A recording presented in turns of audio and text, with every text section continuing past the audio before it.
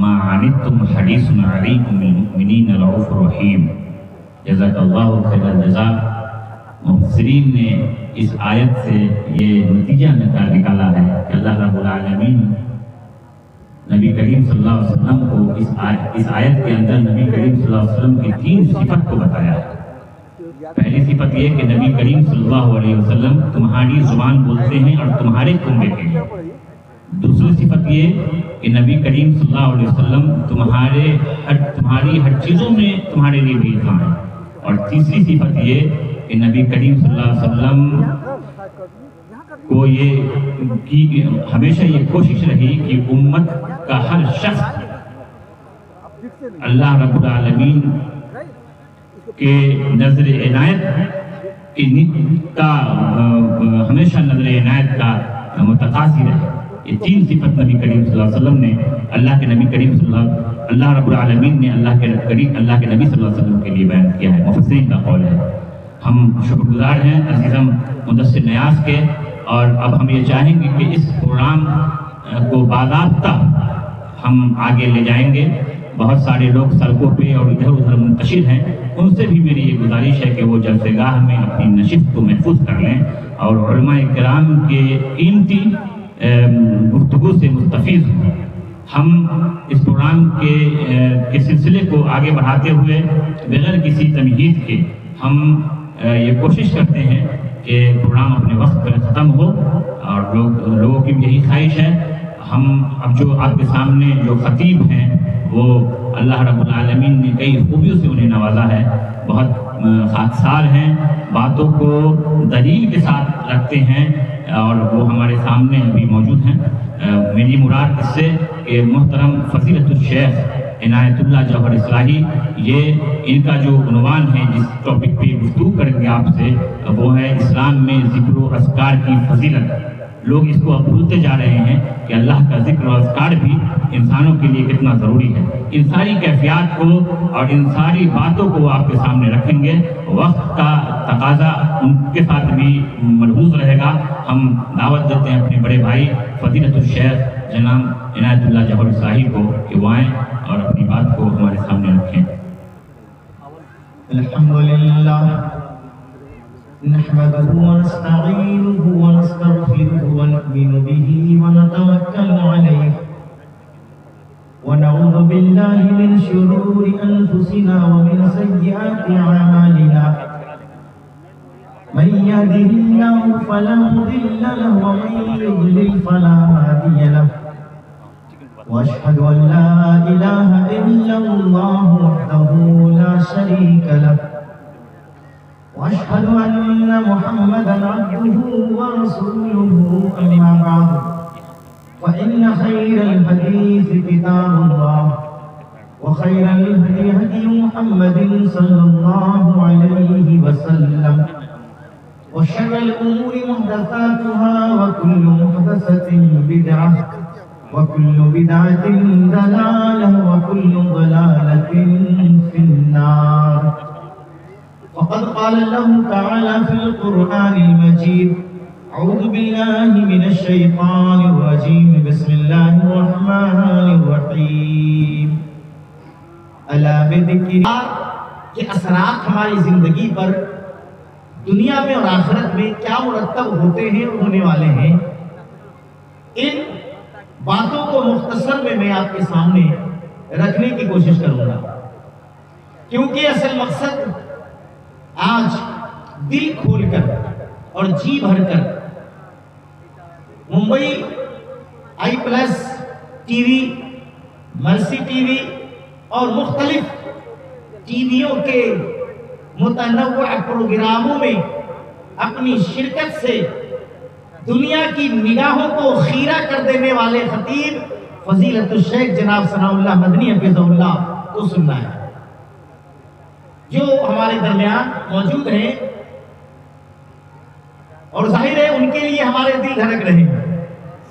اس علاقے میں ان کی آمد پہلی مرتبہ ہے، اس اعتبار سے ہمارے لیے بڑی سعادت۔ یاد کرنا ذکر اللہ کو یاد کرنے کا نام ہے، اللہ کو یاد کر لینا یہی ذکر ہے۔ اس کے لیے کوئی خاص صیغہ، کوئی خاص جملہ، بلکہ کوئی خاص لفظ کے لیے ہم مکلف نہیں کیے گئے۔ جو صیغہ ہمیں جچ جائے، جو الفاظ ہماری سمجھ میں آ جائے، جو کلمے ہمیں یاد ہو جائیں آسانی سے، جن جملوں میں ہم اللہ کو یاد کر سکتے ہیں کریں۔ اللہ اکبر ذکر ہے، سبحان اللہ ذکر ہے، الحمدللہ ذکر ہے، ماشاءاللہ ذکر ہے، یہ سب ذکر ہے۔ بڑے بڑے اذکار بھی ہیں، صبح و شام کے اذکار، بستر پر جب دراز ہونے جائے اس وقت کے اذکار، سونے کے وقت کے اذکار، جاگنے کے وقت کے اذکار، فرض نمازوں کے بعد کے اذکار، یہ اذکار ذکر کی جمع، یعنی وہ کلمے، وہ جملے جو اللہ نے اور رسول اللہ نے ہمیں اللہ کو یاد کرنے کے لیے سکھلائے۔ تو ہم اللہ کو یاد کریں، کیونکہ اللہ اس قابل ہے کہ اسے فراموش نہیں کیا جانا چاہیے، اور اللہ ہی اس لائق ہے کہ اسے ہر پل، ہر جگہ، ہر وقت، ہر آن یاد کیا جانا چاہیے۔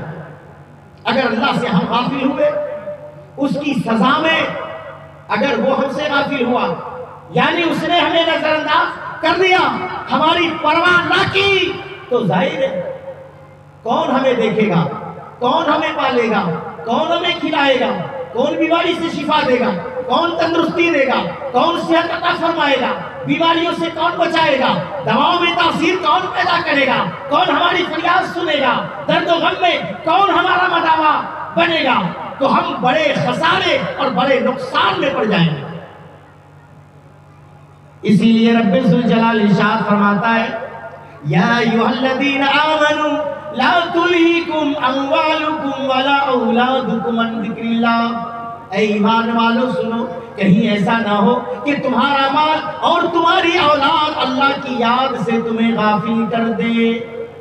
کہیں ایسا نہ ہو جائے کہ تمہارا مال اور تمہاری اولاد تمہیں اللہ کی یاد ہی سے غافل کر دے۔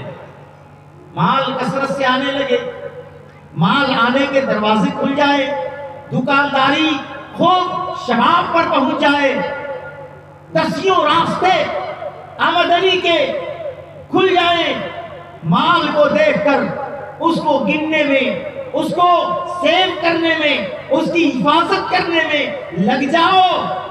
کہیں ایسا نہ ہو کہ یہ ایسی مصروفیت پر جائے کہ تمہیں موقع نہ ملے کہ اللہ کو یاد کر سکو۔ اور یہاں مفسرین فرماتے ہیں کہ ذکر سے مراد نماز ہے۔ آمنوا اذا ذکر اللہ وجلت قلوبهم وَإِذَا تُلِيَتْ عَلَيْهِمْ آيَاتُهُ وَزَادَتْهُمْ إِيمَانًا وَعَلَىٰ رَبِّهِمْ يَتَوَكَّلُونَ۔ بڑی دل پذیر اور عمدہ گفتگو فرما رہے تھے ہمارے بڑے بھائی فضیلت الشیخ جناب عنایت اللہ جوہر صاحی۔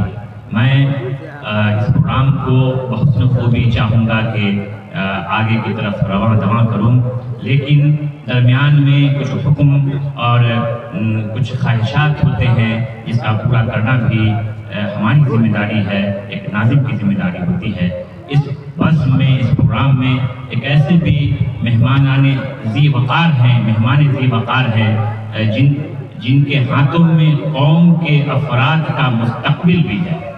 ہم یہ چاہیں گے کہ وہ اپنے تجربات کو، اپنے کام کو ہم کم علموں کے سامنے شیئر کریں، رکھیں، تاکہ ہمیں بھی آگے کام کرنے کا اور ان سے کچھ سیکھنے کا موقع ملے۔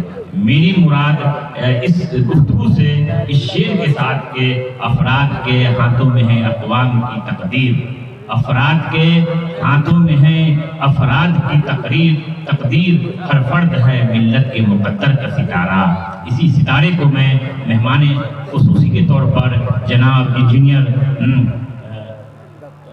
انجینئر انصار عالم صاحب کو میں بس بہت مختصر گفتگو کے لیے یہ آپ کے سامنے پیش کر رہا ہوں. اس کے بعد پھر میں اس سلسلے کو آگے بڑھاؤں گا. ہم دعوت دیتے ہیں کہ ہمارے محترم معزز مہمان انجینئر انصار عالم صاحب اپنے تجربات کو اور اپنے علم کو ہم کم علموں کے سامنے رکھیں تاکہ ہمیں بھی استفادہ کا موقع ملے. مولانا ثناء اللہ مدنی صاحب، حضرت مولانا عنایت اللہ جوہری اصلاحی صاحب، حضرت مولانا احسان اللہ صاحب، مسجد عثمان بن عفان اراکین کمیٹی کے جتنے بھی سارے ممبر ہیں، حاضرین مجلس، السلام علیکم. میں کوئی بڑا عالم یا مقرر نہیں ہوں. میں جو بھی بات کروں گا وہ صرف جو یہاں سے ریلیٹڈ، جو یہاں کے کام کی بات. ابھی 5-6 مہینہ پہلے ایک حادثہ ہوا تھا اس محلے میں. اس ٹائم میں لوگوں نے ہم سے رابطہ کیا تھا، ہم سے جو بنا میں نے کیا. اسی دوران یہاں کے نظم بھائی ہیں، دلارے بھائی ہیں اور آفو صاحب ہیں، ان لوگوں نے ہم سے رابطہ کیا کہ یہاں بھی ایک مسجد بننی ہے، جو کہ ان لوگوں کے لیے بہت ضروری تھا، چونکہ اس اطراف میں کوئی مسجد نہیں ہے اور یہاں سے دور ان لوگوں کو جانا پڑتا تھا. بہت عزت بخشی اس مجلس کو انہوں نے. مجھے میر کا ایک شعر یاد آ رہا ہے کہ وائیں بز میں اتنا تو میر نے دیکھا، پھر اس کے بعد چراغوں میں روشنی نہ رہی. جزاک اللہ. وہ ایک بڑا کام کر رہے ہیں اور ملت کے لیے، خصوصاً پچھلے 25 سالوں سے خلیج کے اندر جن امت کے جن مسائل کو انہوں نے اپنی طاقت سے اللہ کے فضل سے دور کیا ہے، کم لوگ ایسے ہیں. اب ہم اپنے اس سلسلے کو یعنی خطابت کے سلسلے کو مزید آگے بڑھائیں گے. ہم آپ کا وقت نہیں لیں گے، ہمیں احساس ہے وقت کی قدر کا، اور ہم چاہیں گے کہ اپنی گفتگو کو آگے بڑھائیں.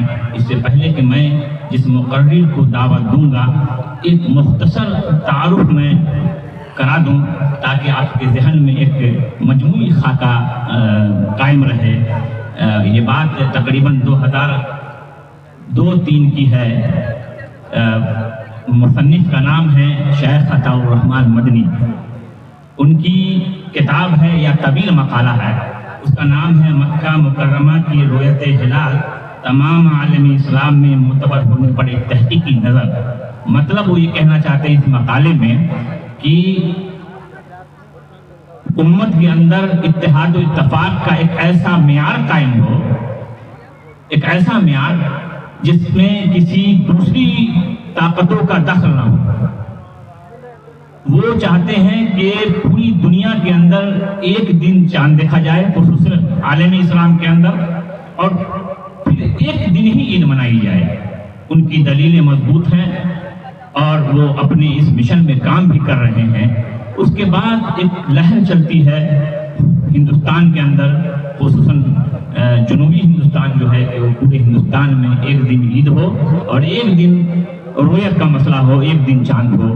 اور اس کڑی کو، اس سلسلے کو آگے لے جانے میں ہمارے مہمان محترم ڈاکٹر احسن الہدیٰ سلفی بخوبی اس کام کو انہوں نے آگے بڑھایا. میں بھی شروع میں اس کام میں ان کے ہاتھ کو بٹاتا رہا، لیکن میں شذوذ کا شکار ہوں.